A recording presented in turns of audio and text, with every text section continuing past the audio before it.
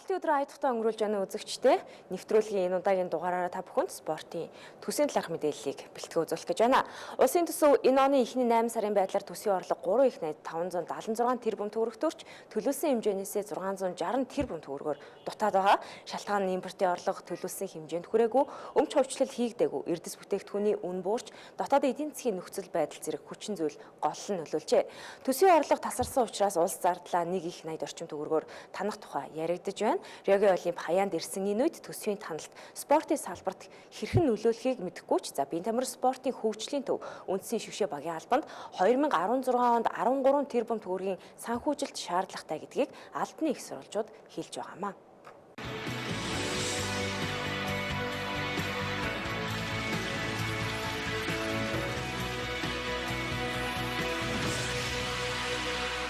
Манай улсын төсөв 7 их найд төгрөгөөс бүрддэг. Үүнээс 2015 онд 624 тэрбум төгрөгийг эрүүл мэндийн спортын салбарт төсвөлжээ. 624 тэрбум төгрөгийн 30 гаруй тэрбум нь спортын салбарт зориулагддаг гэж байна. Одоо биеийн тамир спортын хөгжлийн төв буюу одоо үндэсний шгшээгийн үйл ажиллагаа гардан гүйцэтгэдэг. Мөн үндэсний хэмжээнд одоо нийтийн биеийн тамир спортын ажил үйлчилгээг одоо зохион байгуулдаг. Биеийн тамир спортын хөгжлийн төвд бол 8.2 тэрбум төгрөг энэ жилийн хувьд бол төсвөлөгдсөн. Гэтэ энэ бол 8.2 тэрбум гэдэг маань мэдээж тэнд байгаа бусад урсгал зардлууд, цалин хөлс ажиллаж байгаа хүмүүсийн шгшээгийн тамирчдын цалин ажлын хөлс тэгээд нөгөө цахилгаан дулаан гэх мэтлэнгээр ингээд бүх төсөв нийлээд 8.2 тэрбум. Яг яамн дээр бол одоо Монгол улсын нэрийн өмнөөс одоо олон улсын тэмцээн оролдоонд одоо амжилттай олсон тамирчдын мөнгөн шагнал мөн Монгол улсын ерөнхийлөгчийн зарилгын энэ дагуу бас нэг сар уурын урамшуул болгодог болсон олимп дэлхийн медалтнуудаа энэ урамшуул бол за тэгээд Монгол улсад зохиогдох олон улсын тэмцээнүүдийн зардал мөн үндэсний хэмжээнд зохион байгуулагдах тэмцээнүүдийн зардал гэх мэтлэнгийн ингээд зардалт бол үндсэн 4.9 орчим тэрбум төгрөг. Тэгээ үлдсэн 11.2 орчим тэрбум төгрөг бол юуны аймагуудын одоо засаг дарга нарт одоо шилжүүлж байгаа тусгай шилж биеийн тамир спортын тусгай шилжүүлэх гэж ингэж хуваарлагдчих явдаг байна. Манай улсын үндэсний шгшээ багийн гол бааз суурь нь спортын төв ордон буюу эрүүл мэндийн спортын яамны харьяа биеийн тамир спортын хөгжлийн төв юм а. За бүтцийнхээ хувьд үндэсний шгшээ багийн албыг оролцуулаад үндсэн 5 хэсгээс энэ төв нь бүрддэг. За төвийн даргаар нь Бат Эрдэнэ үндэсний шгшээ багийн албаны даргаар нь Одон баяр нар ажиллаж байгаа юм. Эрүүл мэндийн спортын яамнаас энэ онд буюу 2015 онд биеийн тамир спортын хөгжлийн төвд нийтдээ 8.2 тэрбум төгрөг төсвөлсөн. Үүний 4.4 тэрбум төгрөгийг үндэсний шгшээ багт зориулжээ. Энэ нь шгшээ багийн тамирчдын бэлтгэл сургуулилт, гадаад дотоодын хамтарсан бэлтгэл цугларалт, тэмцээний зардал зэрэгт зарцуулагдсан юм байна. 2015 онд бол нийтдээ 4.4 тэрбум төгрөг төсвөлөгдсөн. Одоо өнөөдрийн байдлаар бол ихэнх нь бол зарцуулагдсан байгаа. Одоо та бүхэн харж байна Казахстаны тулсан жүдогийн дэлхийн аварга, Лас Вегас болсон чөлөөтгийн аваргууд манай тамирчид нэлээд амжилт гаргалаа шүү дээ, тийм. Энэ юуны үр дүнхээр бас төр засгаас бас их санхүү одоо хэдийгээр манай улсын төсөв хүндрэлтэй байгаа ч гэсэн төр засаг тэр тусмаа манай эрүүл мэндийн яамны спортын сайд шилэгдэн манай залуу хүн одоо энэ спортыг маш их ойлгож санхүү төр маш их дэмжлэг үзүүлж байгаагийн үр дүн энийг бас манай тамирчид бол байнга хэлдэг.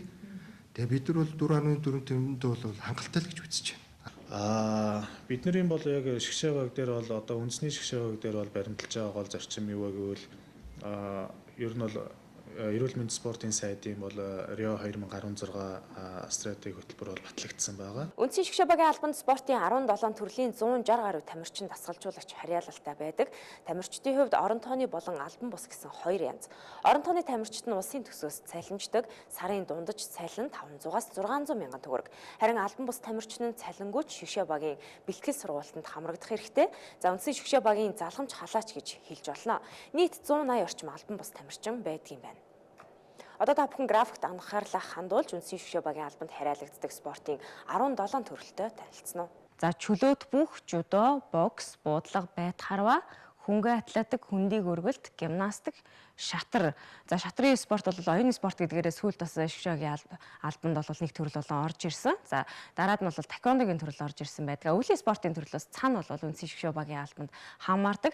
За үүн дээр нэмэгдээд Паралимпийн 6 төрөл орж ирсэн байгаа. Пара жудо, пара хөнгөн атлетик, пара байд харва, пара бодлого, пара пауэрлифтинг, пара цана гэсэн ийм 17 төрөл үндсэн шишгэ багийн албанд багтдаг байна. За өөрөөр хэлэх юм бол энэ албанд багтдаг төрлүүдийн тамирчид бол одоо улсын төсөөс цалинждаг, бэлтгэл сургуультанд гардаг төсөв мөнгийг бол улсаас гаргадаг. За мөн тэмцээн уралдаанд оролцох зардлыг улсын төсөөс гаргадаг гэж ойлгож болох юм аа. За энэ төсөв маань бусад төрлүүдээр доошоо ингээд хөнгөн атлетик, хүндийн эргүүлт, гимнастик, таеквондо гэдэг ингээд цана парагийн спортын 6 төрөл гэдэг.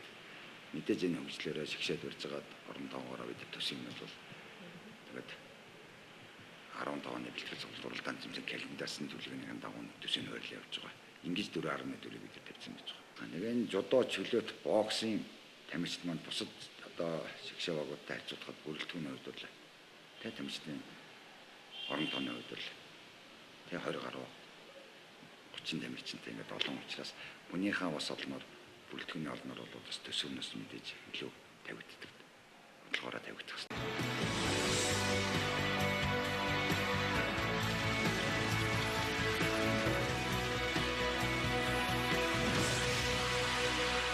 Би тамир спортын хөгжлийн төв нийт төсвийнхөө дийлэнх хувийг шгшөө багийн албанд хуваарлдаг гэж байна.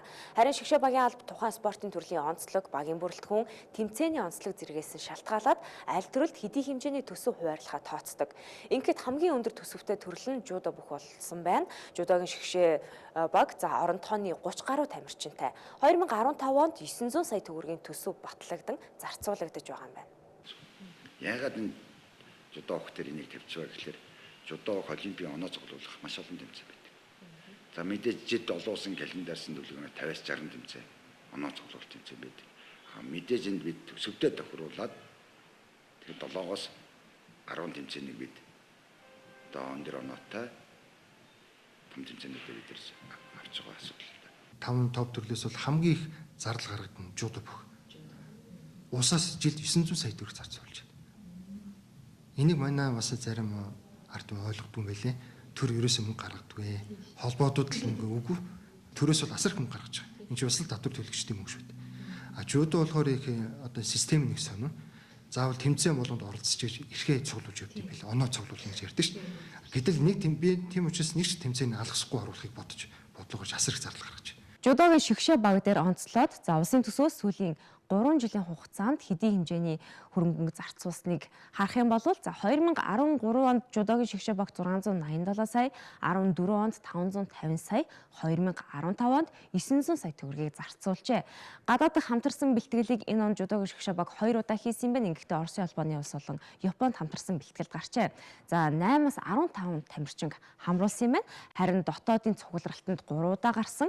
Нэг гарахтаа 40-оос 60 тамирчинтай явсан байна. Нэг удаагийн дотоодын цугларалтын төсөв нь 36-аас 67 сая төгрөг болжээ. Жудогийн тамирчид маань 15 онд одоо өнөөдрийн байдлаар бол 5-аас 7 тэмцээнд орцсон явж байгаа.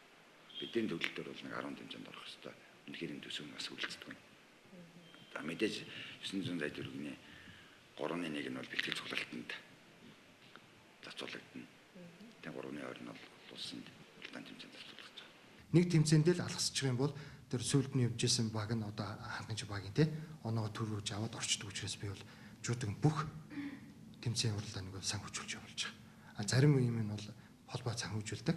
Ихэнх та хүн мэдчихээн би сая хэллээ 2015 900 сая төгрөг. Олимпийн өмнөх жил гэдэг утгаараа төсөв 900 сая хүртэл нэмэгдсэн байна. За өнгөрсөн он 550 сая, тэрний өмнөх он 687 сая гээд жил болгонд бас харилцан адилгүй төсөвлөгдөж байгааг та бүхэн бас ажиллаж харсан баха.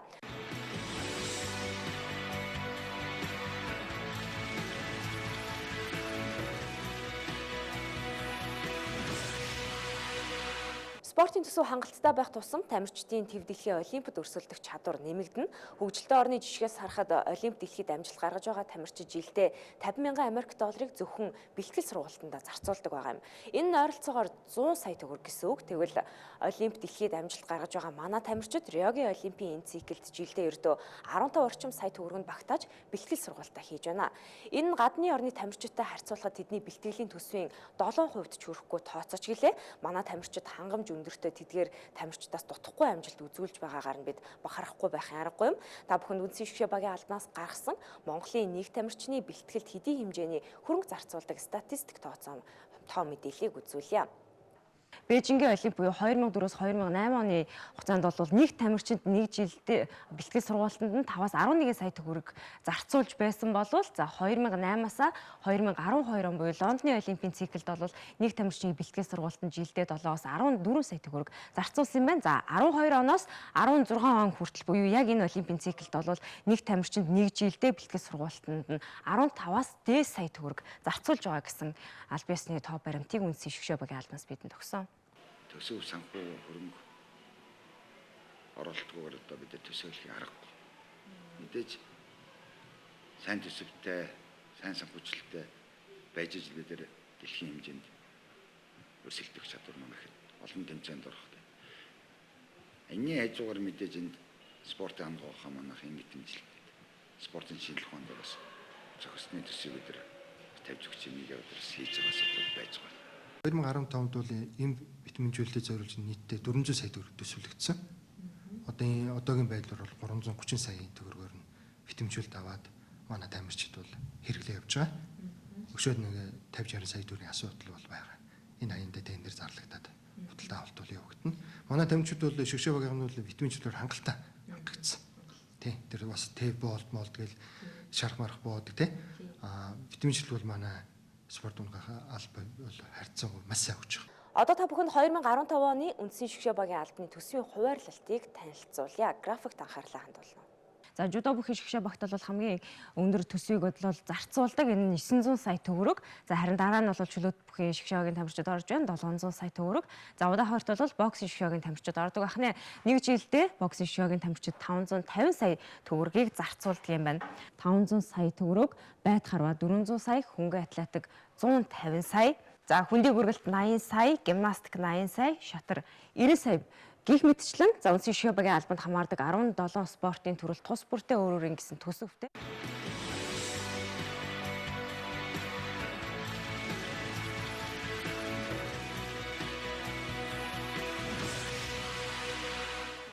Хамгийн өндөр төсөвтэй дараагийн төрөл бол чөлөөт бүх болж байна. Эрэгтэй эмэгтэй шгшээ баг тус бүрт 2015 онд 350 сая, нийтдээ 700 сая төгрөгийг улсын төсвөөс зарцуулсан байна. Чөлөөтийн шгшээ багийн төсвийн зарцуулалтын тал орчим хувь нь бэлтгэл сургалтанд зориулогджээ. Дараах графикаас чөлөөтийн эрэгтэй эмэгтэй шгшээ багийн цугларалтанд гарсан байдалтай та бүхэн танилцсан уу?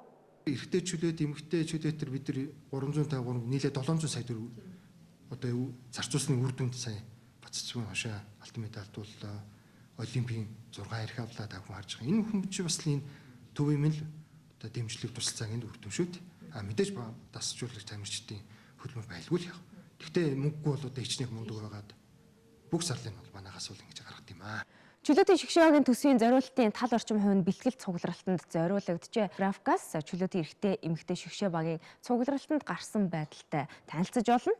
2015 оны 2 сарын 1-ээс 18-нд Олимпиад дээр 17 хоног, за 2 сарын 29-аас 3 сарын 4-нд Белорусын Минск хотод одоо 7 хоногийн хамтарсан бэлтгэлд гарсан байна. 2015 оны 3 сарын 12-ноос 3 сарын 28-нд Монголын үндэсний олимпийн хорооны анагаах ухааны төвд бол 16 хоногийн бэлтгэл сургуулалт хийгээд за ингээд 4 сарда, 5 сарда, 6 сарда, 8 сарда гэд үндсэндээ чөлөөтийн дэлхийн арга шалгаруулах тэмцээнтэй байсан учраас тасралтгүй бэлтгэл сургуулалтанд гарсан байна. За хамгийн дээд нь бол 25 хоногийн бэлтгэл хийсэн болвол хамгийн цөөн хоногоор бэлтгэлд гарсан. Хамтарсан бэлтгэл буюу Белоруст хийсэн 7 хоногийн бэлтгэл байгаамаа.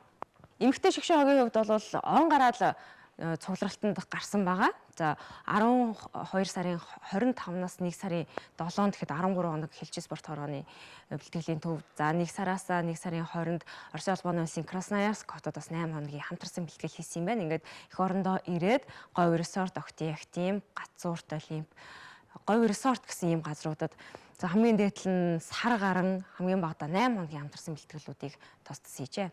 Нэг удаагийн цугларалтанд дээр хэлсэнчлэн жим болгонд үндсэн болон бэлтгэл хангагч тамирчингээд багадаа 20-30 хүний бүрэлдэхүүнтэй гардаг юм байна.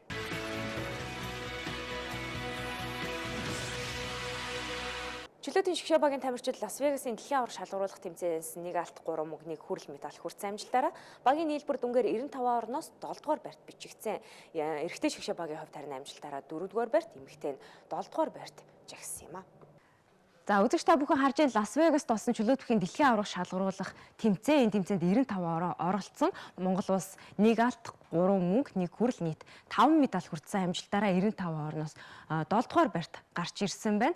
За дээшээ Украин, Азербайджан, Япон, Турк, Америк, Орос гээд өндөр хөгжилтэй улс орнууд байгаа. За гэсэн чинь манай улсын одоо баг тамирчид хэдийгээр бэлтгэл хийж байгаа орчин нөхцөл болоод авч байгаа цалин хөлс урамшуулал бол энд гарсан, энд дурддагч байгаа улс орнуудын тамирчидтай харьцуулахгүй доогуур харьцуулшгүй одоо доогуур байдаг ч гэлээ эднээс дутгааргүй илүү өндөр амжилт үзүүлж байгааг энэ графикаас бас харж болохоор байна. Энэ сарын 5-аас 18-ны өдрүүдэд Катарын нийслэл Доха хотод олон улсын сонирхогчдын боксын холбооны Олимпийн эрх олгох насанд хүрэгчдийн дэлхийн аварга шалгаруулах тэмцээн болсон. За Монголын боксын шгшээ багийн тамирчид тэмцээний өмнөх бэлтгэлээ Сэлэнг амралтын баазад хангасан байна. Боксын шгшээ багийн хувьд энэ онд 580 сая төгрөгийн төсөвтэйгээр тэмцээн уралдаанд оролцож бэлтгэл сургалтаа хангаж байна. Боксын Олимпийн эрхийн олгох одоо анхны тэмцээн дэлхийн аварга байсан. Эх онд мэдээж хэрэг 2 эрхийн тэмцээн манай боксчдыг хүлээж байгаамаа. За манай боксын шгшээ баг нийт 22 тамирчин одоо үндэсний биеийн тамирын спортын хөгжлийн төвөөс цалинждаг. За Монгол гарсаар манай тамирчид маань нийтдээ нэг 4 удаа одоо цугларалтанд гарлаа. Энэ дээр бол Олимп бааз дээр 2 удаа. За тэгээд одоо Сэлэнг бааз дээр мөн цугларалтанд гараад дэлхийн аваргын цугларалтанд гараад байж байна. Ер нь бол нэг удаагийн цугларалтанд бол нэг багада 30-аас 40 тамирчин гарч иж ер нь тэмцээнд орох шаардлагыг хангадаг. Өнгөрсөн жилд бол бид нэр хамгийн олон хүнтэй бүрэлдэхүүнтэй гарсан нь бол өнгөрсөн жил гарсан Сэлэнг бааз дээр. Ингээд бол хамгийн том бүрэлдэхүүнтэй гарсан энэ цугларалт маань бол дээдл нь бол 70 сая төгрөг болж ирсэн. За энэ жилийн тухайд бол бид нэг 30-аас 40 сая төгрөгөнд, за нэг удаадаа бас нэг октод гарах үед бол нэг 15 сая төгрөгөнд бид нэр аль болох одоо мөнгөндөө тааруулж ер нь тэгээд аль болох одоо уул нь бол болдог бол их олон тамирчин хамруулж байвал бид нарт дараагийн тамирчид маань их хэрэгтэй байдаг. Тэгээд бид нар бас энэ хөрөнгө мөнгнөөсөө болоод тэр болгон бас бүрэн яг сансан хэмжээндээ бүрэлдэхүүнээр авч гарч бас тэр болгон чадахгүй л байгаа. Ер нь бол 2005-аас 2008 оны үед бол одоо яг үнэндээ бол улсын эдийн засагч бас харьцангуй сайн байсан. Тэгээ одооныхтой харьцуулах юм бол харьцангуй сайн байсан. Улсаас бас тодорхой хэмжээний бас мөнгөдийг шийдэж өгч ирсэн. Тэр үед бол 3 жилийн тухайд бол бид нар бол яг хүссэн хэмжээндээ мөнгө аваад тэмцээн уралдаанд ороод зарцуулж чадчихсан. За тэрнээс хойш бол ер нь бол 12 он хүртлэе бол ер нь бас ер нь бол бололцооны хэмжээнд явж ил байна. Одоо бол бид нэр одоо юу гэх юм тэ чамлахаар чангадаг гэж бас хичнээн одоо улс орны эдийн засгийн хямралтай байгаа ч гэсэн бид нарт бас чадах чинээгээр тусалж байна. Тэгэхээр бид нар одоо илүү их юм одоо шаардахаас илүү өөрсдийнхөө байгаа бололцоондоо тохируулаад одоо ингээд энтэйгээ нийцэж ажиллахаас өөр арга алга. Манай улсаас шгшээ багийнхандаа зориулж байгаа төсөв 2015 оны хувьд 4.4 тэрбум байлаа. Эх онд Риогийн Олимп болон Олимпийн жилгийдгээрээ тамирчдын бэлтгэл сургуулалт, хоол тэжээл, оролцох тэмцээнүүд нь бүгд нэмэгдэнэ. Олимп тэглэхэд өндөр амжилт гаргахын тулд бас л манай спортын эдийн жилиг өнөөсөдөн эдэмтэд манайд манай шгшээ баг дээр бас амжилт гаргах бас зохисны төсвийг бас тийм зарцуулах хэрэгтэй. Судалгаа шинжилгээгээд. Тийм учраас бид энэ ер нь тамирчтай аль болохоор энэ баг дотор аль болох төсвийн бодлогод тий төсөлд үйлдвэрлэсэн менежментийг яаж хийх вэ гэдэг бид нар спортын холбоотуудтайгаа бас багш нартайгаа манай төрийн байгууллагууд бол байнга ярилцж энэ төсвийн бодлого буюу менежмент тохиолж ойлголтууд гаргаж авдаг юм аа. 2016 онд одоо Олимпийн жил одоо үнэхээр одоо хамаг хүч чармаалтай бол 15-16 онд тавьдаг. Ягаад гэвэл 15 онд бүх спортын төрлийн Олимпийн эрхийн тэмцээнд эхэлдэг. Олимпийн эрхийн оноо цуглах тэмцээн өндөр оноотой тэмцээнүүд нь эхэлдэг. Тэгэхээр одоо он дуустал гэхэд одоо жишээ нь энэ онд бол одоо 15 орчим тэмцээн бол эрхийн тэмцээнүүд бол хүлээгдэж байгаа манай тамирчдын хувьд. 9 бол эрхийн тэмцээн, 6 одоо эрхийн оноо олгох одоо жудогийн төрөл төр жишээ нь тийм оноо олгодог, оноо цуглуулах ийм тэмцээнүүд байгаа. Ингээд 15 орчим тэмцээн. Ер нь бол цаашдаа бол Монгол улс ингээл нэг 29-с 30 эрэхтэй ч юм уу ингээд нэг 4-5 медальтай ингээд яваад байх уу? Скол бол шүү энэ чанараа ахиулах уу, тэгээ оролцогчдын тоогоо ахиулах уу гэдэг тал бол бас чухал. Тэгэхээр тэрний чинь гол хөшүүрэг нь юу вэ гэвэл мэдээж нэгд бол санхүү эдийн засаг, хоёрт бол орчин, тийм ээ. Тэгэхээр улсын төсөв бол ер нь бол харьцангуй бол мэдээж улс их орноо одоо олон улсаас сурталчилгынх нь хувьар бол улсаас бол шгшээгийн тамирчдын төсвийг бол харьцангуй гайгүй бас ингээд дэмжиж гаргаж өгöd байдаг. Энэ дээр бол бас энэ бол мэдээж хаанаа бас нэг Монгол омгшил, Монгол бахархал гэдэг талаасаа дээр Монголоо гэсэн сэтгэлээсээ дээр ингэж бол дэмжигддэг байх, дэмжигдээ явдаг гэж би ойлгодог. Энэ дээр бол гишүүд маань бас улсын хурлын гишүүд маань бол энэ сангийн яамных маань бол бас уян хатан зөвлөн бас ойлгож дэмжиж ажилладаг гэж байна. Бидний яг дараа жилийн төсвөдөр ярих асуудал юу гэхээр та хүн чинь 2016 Риогийн олимпийн жил. Тэр олимпийн өмнөх бэлтгэл цуглуулалт нэлээд онцлог явагддаг. Вакуумжуулсан байдалд нэлээд одоо чанартай хоол ундөх, витаминчүүлэлтээр хангах гэсэн янз бүрийн одоо асуудал гарч ирдэг. Тэгэхээр энэ жил бол бид нар бол 2016 оны төсвийн санал бол өгсөн байгаа. Манай ямар хянагта сангийн яам дээр очиод нийтээ нэг 13 тэрбум төгрөг байгаа. Энэ бол дараа жил олимпийн жил гэдэг утгаараа нэлээд одоо саналаа оруулсан. Одоо энэ төсвийн байнгын хорон дээр хэлцэгдээд их хурл дээр батлагдсны дараа л бид нар яг төсөв бол 100% батлагдлаа л гэж ойлгож байна. Ер нь бол харьцангуй энэ жилийн асуудал нэлээд нэмсэн байгаа нь 20-30%-аар. Бид нар бас улсын төсвийн байдал бол ойлгох ёстой л доо. Заавал бид нар энэгээр батлаад өгсөн. Энийг бол манай их хурлын гишүүд бол шийднэ. Нэгэнд батлагдсан төсөмдөө бид нар бас үндэсний шгшээ багийн бодлогоо зохицуулаад явах хэрэгтэй. Түүнээс одоо мөнгө багаслаа гэдэг амжилт бууруулах бидэнд тийм хэрэг байхгүй. Тэр дээр улсын их хурл дээр асуудал шийдэгдээд ирсний дараа бид нар бол бодлогоо 2016-нд хэрхэн хийх вэ? 16 бол олимпийн жил гэдэг бол манай болоо мэдчихэж байгаа учраас бол энэ дөр бол тодорхой байдлаар бол харж үзэх бах. Тэгвэл үнэхээр улсын төсвийн одоо хүндрэлтэй бид нар ойлгох хэрэгтэй. Тэгэл үнэхээр багасаа батлагтаад ороод ирсэн ч гэсэн бид нар тэрэндээ одоо Монгол үг гэдэг шүү дээ. Одоо голж болохгүй юмны багыг голж болохгүй гэд бид нар бодлого хийхээсээр арга байхгүй. Тийм. Улс орноос бодолцох хэрэгтэй. Манайс Бээжингийн Олимпиад 28 ирэх, Лондоны Олимпиад 29 ирэх авч оролцож байсан. Харин Риогийн Олимпиад пара төрөл нийлээд 35 хүртэл ирэх авна гэсэн төлөвлөгөөтэй байгаа юм байна. Засгийн газар эх оны төсвийг хуралд өргөн бариад удаагүй байна. Төсвийг тооцоолж удахтаа төвчиж болох бүх зардлаа танаж зарим албан тушаалыг цомгдохоор шийдсэн тодорхой болсон. За төсөв танахтаа зэрэгцээд спортынхны зардлыг хасдах нь гин биш зан. Тэгвэл энэ удаад спортынхны төсвийг хасч танахгүй байх зайлшгүй шаардлага тулгараад байна. Учир нь гэвэл эх он бол олимпийн жил юм а. Цөөн хэдэн төрөлд өрсөлддөгч олимпийн тавцанд амжилт үзүүлэх боломж манай эдэн тамирчдад бий гэдгийг болж өнгөрсөн тэмцээнүүд бидэнд хангалттай харуулсан. Одоо тэдний бэлтгэл сургалтыг бүрэн хангах, олимпийн эрх авах, оноо цуглуулах тэмцээн уралдаанд нь алхасалгүй оролцуулахад за хахад цацсан биш юм гэхэд хасч танаагүй төсөв мөнгөтэй байх нь чухал болоод байна. Нэвтрүүлгийнхаа энэ удаагийн дугаарыг та бүхэнд спортын төсөв сэдвээр бэлтгэн хүргэлээ. Хамтад сонгогдсонд баярлалаа. Таны ажилд амжилт хүсье.